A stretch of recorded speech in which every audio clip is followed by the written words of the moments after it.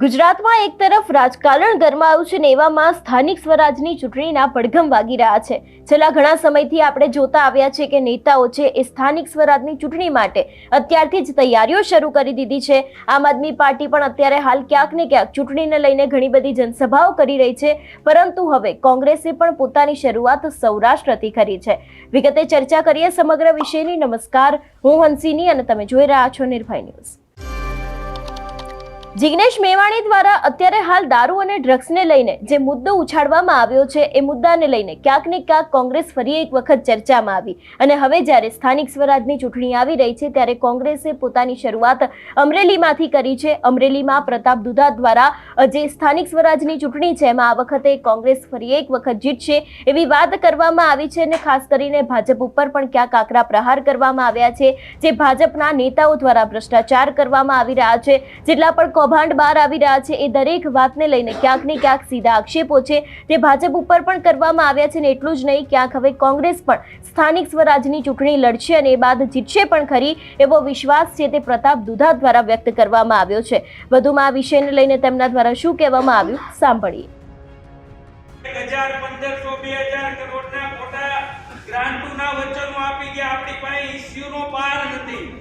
સારા ચહેરા લાવો, માર્કેટમાં લાવો અને આપણે 30 વર્ષના ભાજપની શાસનમાં જે લોકોને પીડા અને અત્યારે દમન થાય છે એ ઉજાગર કરો।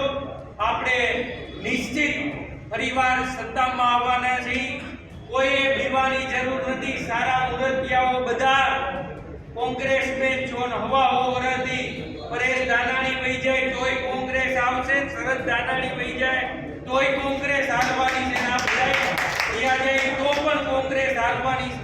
એટલે આ વિચારધારા છે। એવા લાખો માણસો છે કે જે કોઈ દી કોંગ્રેસના નેતા પાસે નથી આવતા, શેરીમાં બાંધતા હોય ને મત દે છે, એને ક્યાં રાજનીતિ કરવી છે?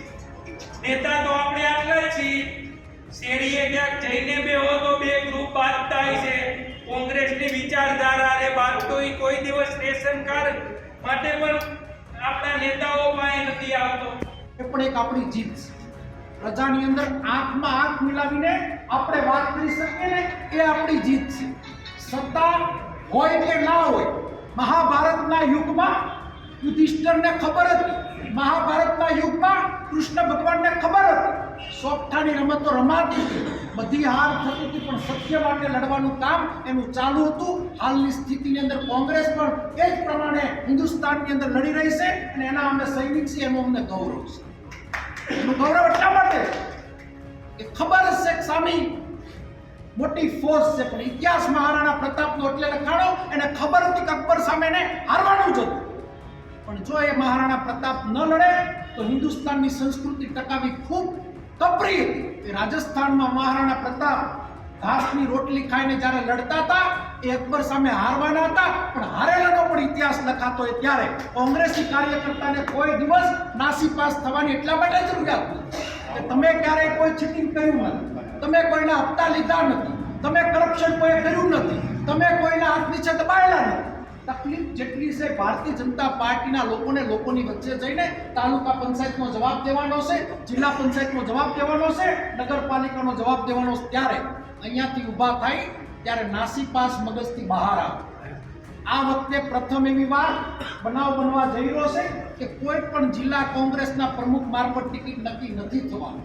તાલુકા કોંગ્રેસનો પ્રમુખ ટિકિટ નક્કી કરશે, તાલુકા મથક ટિકિટ નક્કી કરશે। તમને કોઈ જિલ્લાનો નેતા ડિસ્ટર્બ નથી કરવાનો। અમે નેતાઓએ મન બનાવ્યું છે કે સારો સૈનિક આપણો, નિષ્ઠાવાળો સૈનિક આપણો, એને આપણે રણ મેદાનમાં ઉતારવાનો છે અને જરૂરિયાત પડે તો ટીકુભાઈ તમને ફરીવાર તમે જે વાત કરી પાર્ટી આદેશ કરશે તો પ્રતાપ દુધા પણ તાલુકા પંચાયત લડવા માટે રાજકારણમાં આવ્યા છે। કોંગ્રેસની રાજકારણ કરી છે એટલે ખબર છે કે હામી સાથીએ લડ્યા વગર છૂટ્યો નથી। દલદલિયા વાળું રાજકારણ કોઈ દિવસ કર્યું નથી ને કરવાનો પણ નથી। મને મારા પ્રદેશ પ્રમુખ આદેશ કરશે તો હું બૂથમાં પણ બેસવા જાય, મને મારા પ્રદેશ પ્રમુખ આદેશ કરશે કે તારે તાલુકા લડવાની તો હું તાલુકા પણ લડે, મને મારા પ્રદેશ પ્રમુખ આદેશ કરશે તો હું જિલ્લા પંચાયત પણ લડે। ચૂંટણી રંગે સંગે લડવાની છે, લડાવવાની છે અને જીતાડવાની છે। ત્યારે અહીંયાથી ઊભા થાય આપણો હોમના વિસ્તારમાં હોમ યુનિટ બનાવીએ। રહી વાત પ્રમુખોની, ઘણી જ સ્થિતિઓ એવી હોય, નિર્ણયો ઘણા કપરા હોય. કોંગ્રેસના રાજકારણની અંદર વનમેન શો કે વનમેન વ્યક્તિ ડિસિઝન નથી લેતો. આ ભારતીય જનતા પાર્ટી નથી કે બે જણા કે આખી પાર્ટી. આ કોંગ્રેસ પાર્ટી છે.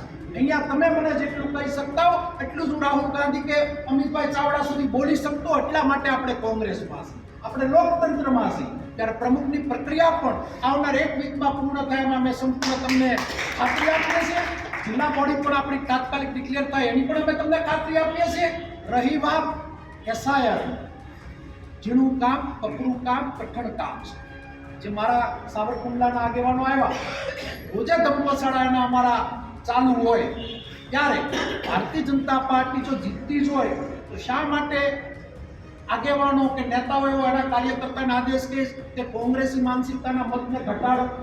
એનો જનાધાર જ હોય તો આપણા મત હટાવવાનું શા માટે વિચારે છે? કોંગ્રેસ ફળ આપતા ખેડૂતની પાર્ટી. ખેડૂતનો દીકરો કર્ણ વાવે ને મણ પેદા થાય એ પ્રમાણે કોંગ્રેસી એક કાર્યકર્તાને લોકો લઈ જાય અથવા એક નેતાને લઈ જાય તો 10 કાર્યકર્તા પેદા થાય એવી આ પાર્ટી છે. નેતા પ્રોડક્શનની પાર્ટી છે. નેતા બનવા માટે આ જિલ્લાની અંદર ખુલ્લું મંચ છે, આખો જિલ્લો ખુલ્લો પડ્યો છે. ત્યારે નેતૃત્વની પણ તમે જો લડાઈ લડવા માંગતા હો, નેતૃત્વ કરવા માંગતા હો તો આ ખુલ્લા મંચમાં સૌને આવકાર્ય છે. અહીંયાથી આપણે ઊભા થઈ અને જે સોનિયાજી અને રાહુલજી ઉપર સીબીઆઈ અને સીબીઆઈના નામે ઈડીએ જે કનડગત કરી એ હરોળ કેસની બાબતે સુપ્રીમ કોર્ટ, હાઈકોર્ટ નામદારે ઈડીને જે લપડા કાપી, એના માટે આપણે અહીંથી એક પણ વ્યક્તિ ઘરે કોંગ્રેસી હોય તો સીધો જશે નહીં. રાજકમલ ચોક સુધી જશું, નારા પણ બોલાવશું, ત્યાં આપણે ઉત્સવ પણ એટલે ફટાકડા પણ ફોડશું અને આપણે આપણા સોનિયાજી અને રાહુલજીને જે નિર્દોષ છુટકારો આપ્યો એને આવકારશું અને ઈડીને ફટકાર કરશું. આપ લોકો પધારા. જય હિન્દ, જય ભારત, ભારત માતા. સ્થાનિક સ્વરાજ્યમાં તાલુકા પંચાયત, જિલ્લા પંચાયત શું લડશો? કાર્યકર્તાની કસવાટ તો વાત કરી કે પ્રતાપભાઈ જેવા વ્યક્તિને પણ જિલ્લા પંચાયત લડવી જોઈએ. કાર્યકર્તાની વાતને હું આવકારું છું. પ્રદેશ કોંગ્રેસ પ્રમુખ મને આદેશ કરશે તો હું બૂથમાં પણ બેસીશ અને જ્યાં પણ ક્યાંયના તાલુકા પંચાયત કે તાલુકા પંચાયત, જિલ્લા પંચાયત કે જિલ્લા પંચાયત કોઈ પણ ઇલેક્શન મારી લડવાની તૈયારી છે. ખાસ કરીને અમરેલીની અંદર કોંગ્રેસની આ બેઠક હતી અને આ જ બેઠકની અંદર સ્થાનિક સ્વરાજની ચૂંટણીને લઈને રણનીતિની વાત કરવામાં આવી હતી. ખાસ કરીને અત્યારે હાલ જે રીતે આમ આદમી પાર્ટી પણ એક્ટિવ થઈ છે, ભારતીય જનતા પાર્ટીના પણ ઘણી બધી જગ્યાએ અત્યારે હાલ જે સભાઓ ચાલી રહી છે એ જ દરેકની વચ્ચે હવે કોંગ્રેસ છે તે શું કરી શકે? તો આ વખતની સ્થાનિક સ્વરાજની ચૂંટણીની ઘણી બધી એવી બેઠકો છે કે જે કોંગ્રેસ હાથમાં આવી શકે. એ જ દરેક વાતને લઈને ક્યાંક ને ક્યાંક હવે કોંગ્રેસ છે તેમણે પોતાની શરૂઆત સૌરાષ્ટ્રથી કરી છે. જોવાનું રહેશે કે સ્થાનિક સ્વરાજની ચૂંટણીમાં હવે આ વખતે કઈ પાર્ટી છે તે આગળ આવે છે. તમારું શું માનવું છે આ વિષયને લઈને અમને કમેન્ટ કરીને ચોક્કસ જણાવજો. તેની સાથે અમારી ચેનલ નિર્ભય ન્યૂઝને લાઇક, શેર અને સબસ્ક્રાઇબ કરવાનું ભૂલશો નહીં. નમસ્કાર.